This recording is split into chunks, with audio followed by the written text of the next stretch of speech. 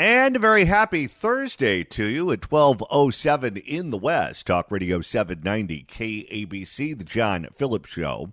Mr. Randy Wangs in Culver City. John, this morning, California Attorney General Rob Bonta had a major announcement about a settlement with the Sackler family, the family most people hold responsible for starting the opioid crisis.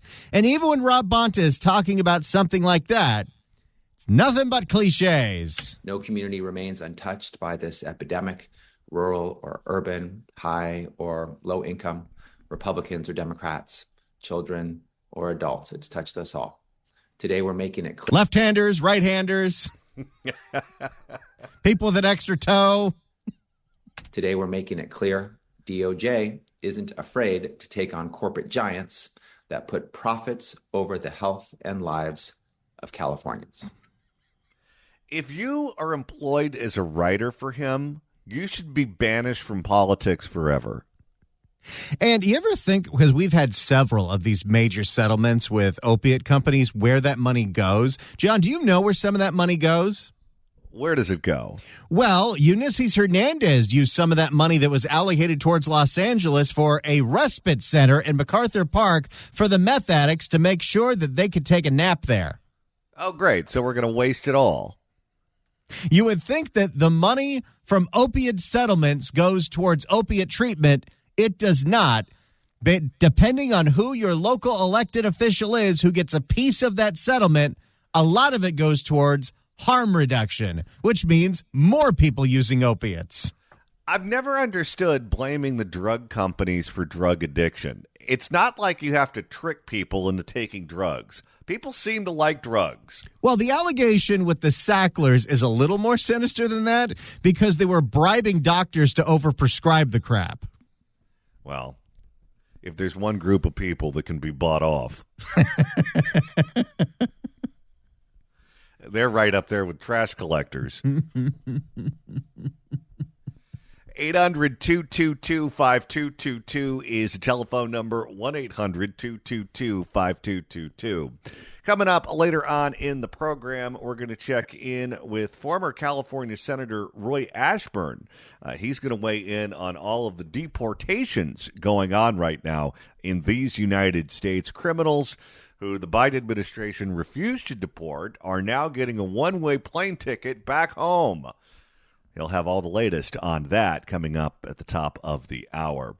But first, the California Lottery is a state program that has made millionaires and billionaires out of everyday Californians, including Edwin Castro, who bought the winning ticket for over $1 billion.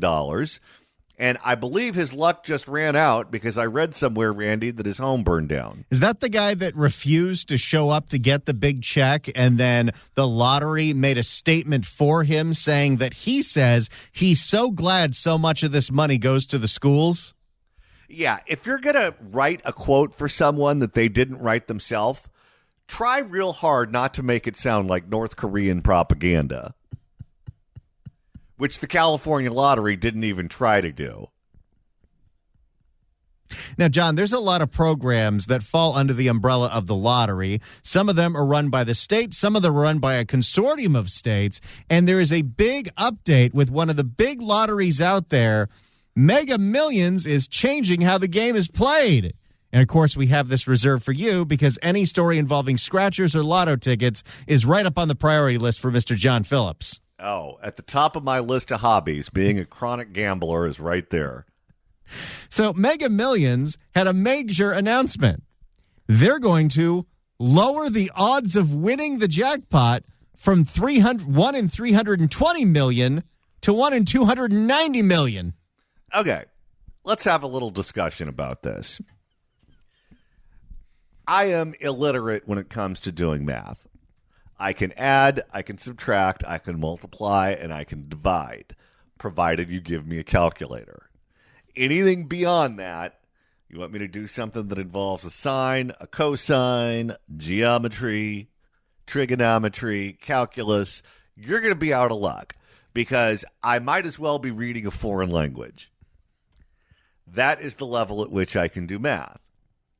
That being said, when you go to school for the social sciences, they make you take a math class called Quantitative Research Methods, which I had to look up when my advisor put that on my schedule. I didn't even know what it was. But what it is essentially is statistics. Let's have a conversation about statistics.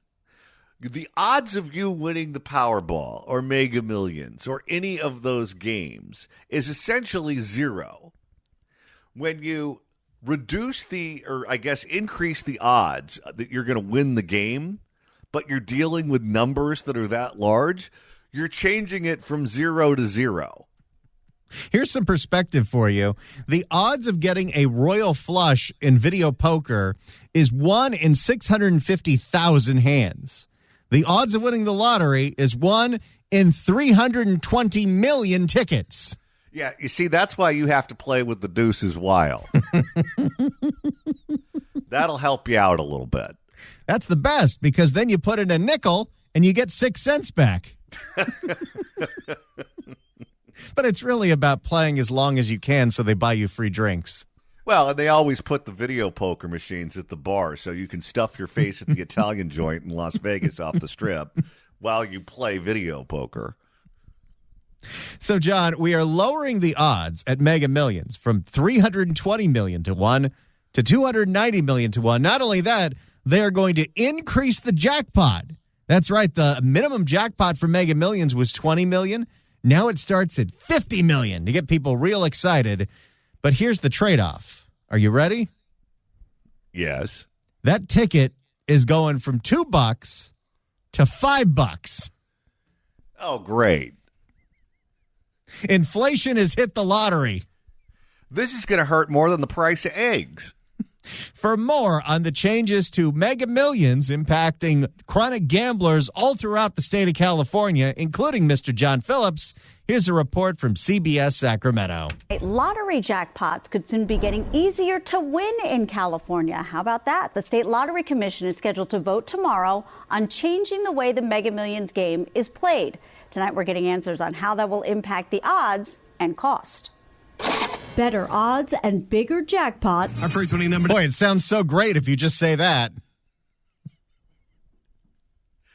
You do realize poor people regard both lottery tickets and magic beans as their pension. Our first winning number tonight is 65. California could soon see some big changes to the Mega Millions lottery. These changes are being driven at a national level because this is a multi-state game. Changes start with the boost to the minimum jackpot, which sits at $20 million right now. That's how bad inflation got.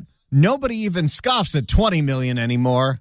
That's nothing. That's chunk change. You're checking out at Ralph's and you see the sign lit up and it says $20 million. You don't break stride. Start with the boost to... Instead, you'll put a whole 20 in the scratcher machines where your jackpot is nothing.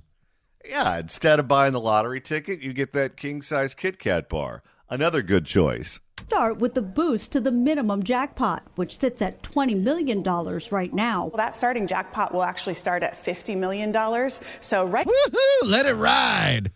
Ooh, just imagine what kind of guitar-shaped cement pond you could come up with that. So right from the jump, there'll be better odds at winning more money. And right now, players pick one of 25 possible Mega Ball numbers. But in the new game, there will be 24 numbers, upping the odds of winning. It's really... Again, we're going from 0 to 0. Yet I still buy them. Upping the odds of winning. Well, what are you supposed to do? Talk to people? Yeah, well, they have you. When you're getting your car washed, what are you supposed to do to keep yourself occupied at the car wash? You buy the scratchers. You buy the Powerball tickets. How many scratchers will you buy to take to happy hour to scratch off while you have a cocktail? Oh, well, I had to limit myself because it was getting a little out of control. So now it's just one a day. That's pretty good. It takes some restraint, let me tell you. That's like a gambler's nicotine patch. Upping the odds of winning. It's really just math behind the scenes in terms of the number of possible combinations. Right now, your chance of winning is 1 in 302 million. Under the new game, you've got a better shot at 1 in 290 million. No, you don't. I always love to buy gifts for people that contain lottery tickets. Isn't that a great gift to give? Oh, it's a super fun one. Merry Christmas, Randy. Here's a 1 in a million chance I bought you a gift. You know, you're just reminding me. We used to do this bit back at KLSX on the Conway Show where it was Scratcher Monday, and Conway would buy $20 worth of scratchers, and people would call in, and we would scratch the lottery ticket for you to see if you win anything. And if they won, we'd send you the scratcher. That ate up an hour.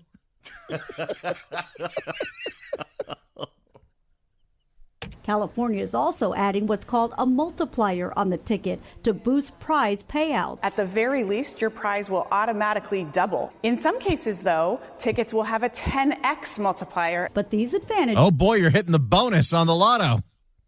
It's like playing a slot machine. But these advantages come at a cost. You'll pay more for a ticket. Ticket prices will go up from $2 as they are now to $5. Holy cow.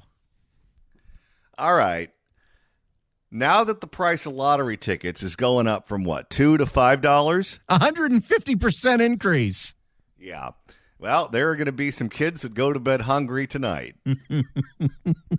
That 150% price hike comes at a time when there's been a dramatic drop in annual revenue from the Mega Millions in California, with sales falling by $110 million in just the last year. And the pricier... We've all gotten so desensitized, people only play when the jackpot's at $1 billion. And the pricier tickets have some players thinking twice about buying a ticket. When they hike up the prices like that, that's what makes it not so fun. Others... Oh, now you're going to be fiscally responsible. I love that this was the wake-up call. That extra $3 was really make it or break it for her. She's staring at the shopping cart at Ralph's. Okay, I only have $20 left in my pocket. I've got items that are going to be used for dinner in the cart, or I got this handy-dandy Super Lotto vending machine over here. Which one will it be? Let's see. I've got a family of 4. They're hungry. Lottery tickets it is. Others say the price hike won't stop their dreams of becoming a millionaire. Yeah, that guy's got a monkey on his back. Becoming a millionaire. A little pricey, but if you are lucky, then you are lucky. I think that's a little steep. But if you win, it doesn't make any difference, does it? That is the motto. Sure, it's going to cost me way more money to play this every single day, but when I win, it'll all be worth it. Well, at least he's thought it through. I was just thinking the same thing. Yeah. Well, if approved, the new rules would start in April. $2 from the new $5 ticket price will go towards education in California. Sure. You know what I miss? Remember that show they used to have, The Big Spin? Oh, yeah. You remember when Gavin was doing his vaccine lotteries, he went to the old Big Spin studios to do the giveaway. That was a great show. It used to air on, what was it, Saturdays, I think, on Channel 9. Sounds about right. The problem with The Big Spin, though, the problem with it is that the bit was exactly the same every single time. I think Jeff Edwards was the host. So they'd bring up the winner, whoever it was that won on the scratcher and had the opportunity to spin the wheel. And every single time, it was a guy in a cowboy hat named Rogelio. And then they'd bring the translator up with them. And the translator was always dressed up like Jessica Rabbit from Roger Rabbit. Cleavage like Lauren Sanchez. And I don't even think Jeff Edwards ever looked at her in the eye. He just stared directly at her chest. All of the questions were directed straight to her. At no point did Rogelio ever make it back on the screen. I don't even think the frame got her face in it. It was just on her rack. And then you'd hear faintly in the background the sound of a wheel spinning. And then when she'd start jumping up and down, you knew that Rogelio was a millionaire. And then they'd bring the next one on. And it didn't even matter. If they spoke the Queen's English, they still had that translator up there because you know what they're actually selling. Wait a minute, what do we need a translator for? This guy's from Ohio. Oh no, we need her. He only made it to the 7th grade. Spin the wheel.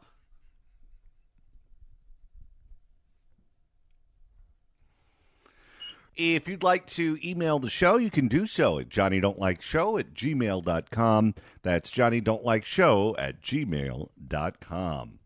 And Randy, if you want to go back and listen to some past episodes where we talked about Edwin Castro after he won the big jackpot and controversy ensued, that's easy to do. All you got to do is go to KABC.com, click on podcasts, go to the Apple Podcast app, iHeart, Spotify, search for The John Phillips Show, hit subscribe. You can download all the episodes. You can do a Google on the YouTube or get that handy-dandy KABC app. Search KABC AM in the Apple App Store or the Android Store. It's the easiest way to listen live to this radio station and downloading all the podcasts. And while I don't specifically remember when that show was, if you pick a random show and try to guess if that's the Edwin Castro one, that's better odds than the lottery.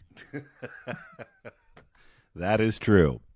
And we are on the move in the San Francisco Bay. So we do a version of the Fix California Hour on KSFO. It airs weeknights at 11 o'clock. Here's why you need to know about that, because maybe you go up to the Bay Area. But guess what? That show now is on a bigger, stronger signal because KSFO moved to AM 810, and AM 810 is very powerful. You can hear it in Sacramento, hear it in most of Northern California, and at night you can hear it across state lines. Some people have told us you can hear it in Canada, and you can hear it down here in Southern California. Crystal clear, so set a preset next to 790, 810, and listen to the Fix California Hour. And by the way, I would say, like that guy from Australia, if you're listening to us from anywhere outside of just the regular LA listening area, we want to know how you found us, and we want to know why you listen. Email us at johnnydon'tlikeshow@gmail.com. The Fix California Hour coming up after the news at 1. We have some breaking news for you out of Washington, D.C. The Trump administration just ordered the federal government to release all of the files associated with the JFK, RFK, and Martin Luther King assassinations. That is going on right now as we speak. So I'm sure as soon as the true crime journalists start pouring through that, we're going to have some interesting conversations on television and radio and social media tonight. I'll get my tinfoil hat ready. Magic bullet talk. What is your prediction? Do you think we pretty much know the story, or do you think there's going to be a curveball in there? At some point, wouldn't have that leaked out? Wouldn't how exactly does this incompetent of a government keep these secrets so tight? That's true. However, they are pathological liars who lie to us all the time. I mean, look at the origin of COVID, for example. We pretty much know that it came from that lab in Wuhan and not the wet market. But the official position of the government is that it came from the wet market, as if that's any better. There is that. Time will tell, and it's not going to take too long. All right. Well, that's going on in Washington, D.C. Randy, there's been some backtracking here in California on environmental regulations. So Gavin Newsom has implemented several environmental regulations on cars and trucks. Specifically, everyone knows about the EV mandate in 2035, where we not be selling any more electric cars. There are also similar mandates, although they have a different timetable, for people to get away from diesel engines and to get electric trucks. So there's two things going on here. One, you have an incoming administration that doesn't take too kindly to those regulations. But two, the technology literally is not here where this is feasible or makes any sense. So right before the Trumpster took over, California decided to back off that policy banning diesel. I also think that Gavin Newsom's presidential aspirations had something to do with this, because in other parts of the country, a lot of people rely on the trucking industry, the transportation industry, and something like this would just be an absolute death blow to those people. and specifically to unions like the Teamsters that represents many of those truck drivers. If you're going to be a Democrat who's going to run for president, you don't want to start out by picking a fight with the unions. For more on the new uncertainty in the trucking industry in California, here's a report from KPIX. In his inaugural address, President Trump took aim at California's mandate banning gas-powered vehicles. But even before he was sworn into office, the state accepted reality and abandoned another plan to ban diesel trucks. John Ramos has that story. You can't fire me. I quit.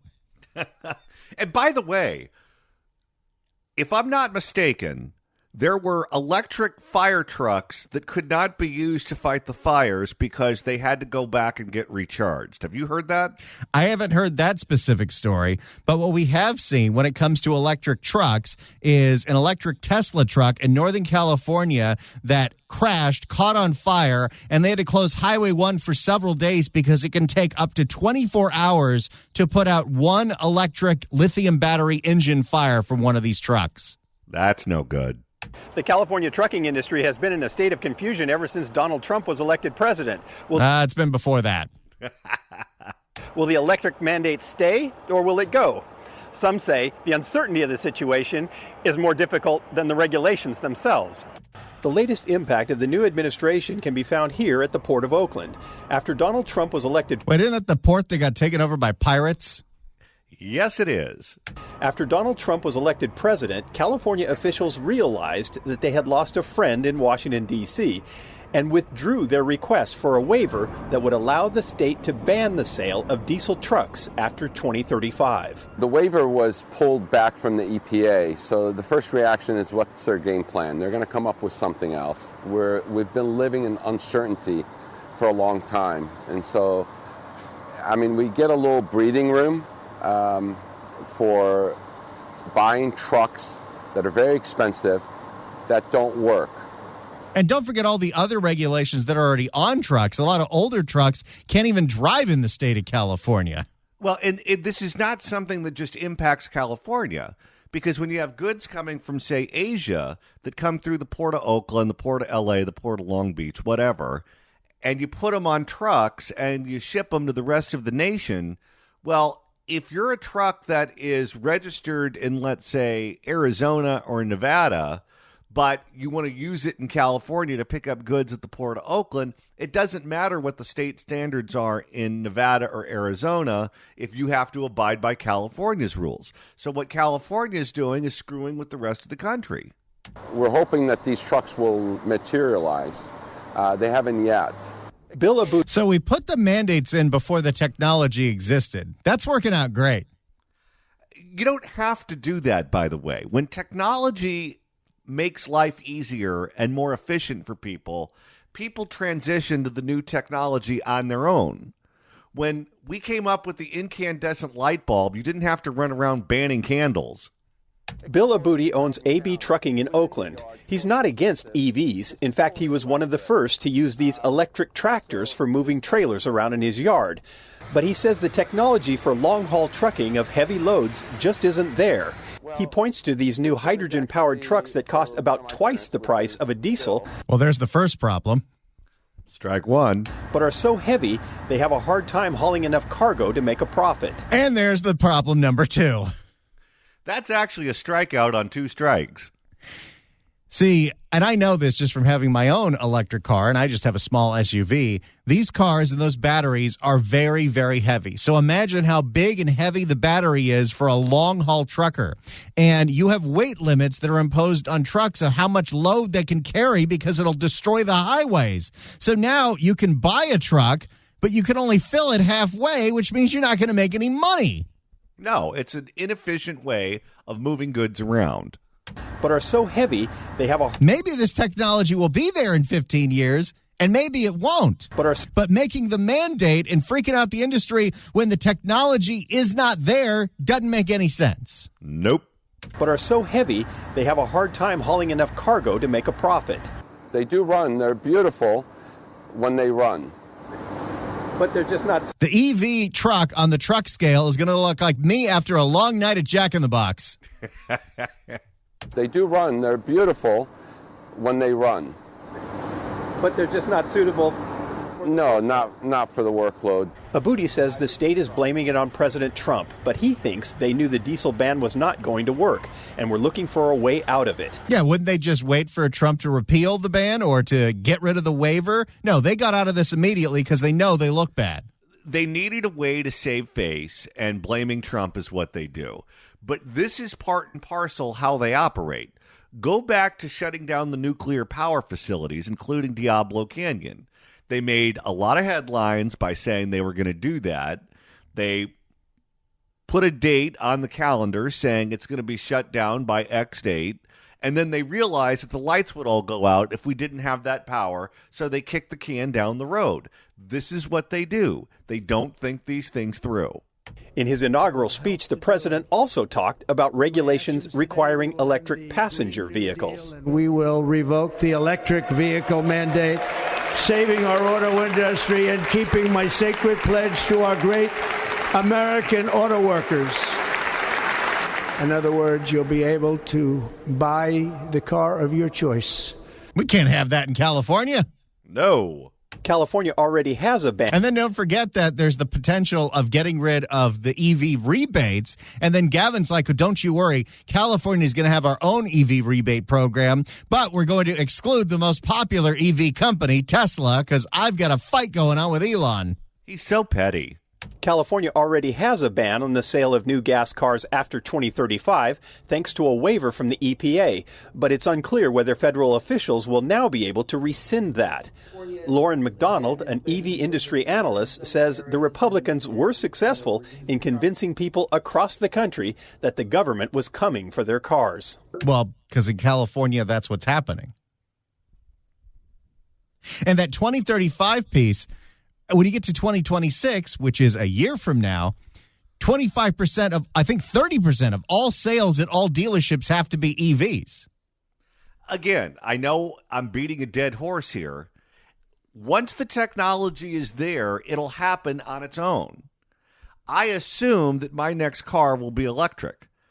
I'm not going to do it right now because I don't want to have to drive from the desert to Los Angeles and have to stop in some bad part of town and try to avoid getting murdered to recharge the car. If I was just putt-putting around town, I would imagine that I would own an electric vehicle already. But at some point, those things are going to go 600 miles without needing to be recharged. That would be a game changer. The technology will get better, it'll get cheaper, it'll get more efficient, and then people will buy it. There never was any law or anything that says you can't buy a gas car, right? But well, it was Gavin's mandate in 2018. Everything he does is bad. And now he's on a national stage. But the Trump and the Republicans basically owned that and made it sound like countering all things Biden that sort of hinted at, sounded like we're telling you what you need to do. How about the fact that so much of that money in the infrastructure bill was supposed to go towards things like charging stations for these EVs and then went to road diets? That's what they did. They called it infrastructure, and then they spent it on all of their left-wing ideas. And so EVs were sort of an easy target of that. No matter what happens to cars, the ban on diesel trucks is dead in California, at least for now.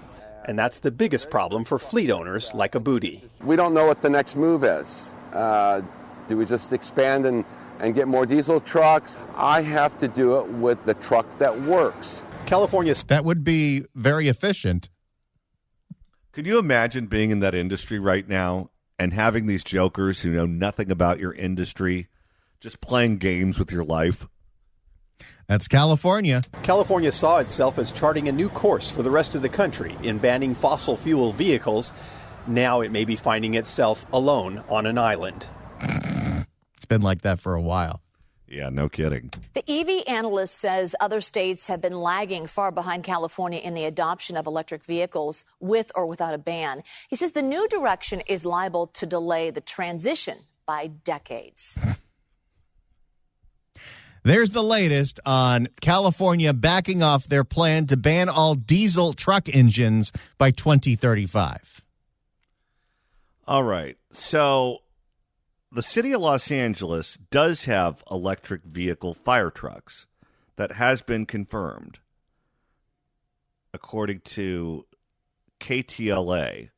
KTLA did a report on it. So the city of Los Angeles does have electric fire trucks that they use to fight the fires. There you go. If you work at the fire department or you know someone who does and you know this story, we'd love to hear from you at 800-222-5222, 1-800-222-5222. Is it true that those trucks had to be pulled from the line when they were fighting fires because they needed to be recharged? If you know that story, I would love to hear it at 800-222-5222. Let's go to Brian in San Pedro. Brian, hello. Hello, John. Hi there. Hello. How you doing? Good. I understand you'd like some information on LA City's fire engines. Yes, sir. Those are the short rigs that pump water. The longer rigs are aerial ladder trucks. They do not pump water. So at a wildland fire, all you're going to see is the engine companies. They have a water tank, a fire pump, and hose. We had one experimental in testing fire engine about the time I retired. This is about 4-ish years ago. And it was in Hollywood. They had a couple photo ops with it. And when they put it in service, you couldn't drive it emergency from one end of its district to the other and back, which is probably 12 miles. It's not pure electric. It's a hybrid with a small diesel engine. It would go so low on the batteries that the diesel engine had to kick in, and it's inadequate to do very much. It was used a little bit for photo ops and stuff. It was never in frontline service that I know of. And then about 6-8 months after it had been in service, they were, I think, drilling or showing it off, and it broke. I don't think they've got another one since. That one was built in Europe, I think Austria or Germany. It had all kinds of goofier things than our equipment has to have. There you can't drop water on the ground. So they went to introduce water, and it overloaded the tank, and it blew the water tank up, is the story I got. I wasn't there. I don't know for sure if that's all accurate, but I don't know that it's even back in service as of today. Now, at that fire, what I saw, everything runs on diesel. The fire department runs on black coffee and diesel fuel. And if you don't have those, you don't go to work. If the fire department was reliant on electric vehicles to fight these fires, how bad a shape would we be in as a city? Well, the fires, an old captain I had in training said, all wildland fires go out when they hit the kelp on the beach in Malibu.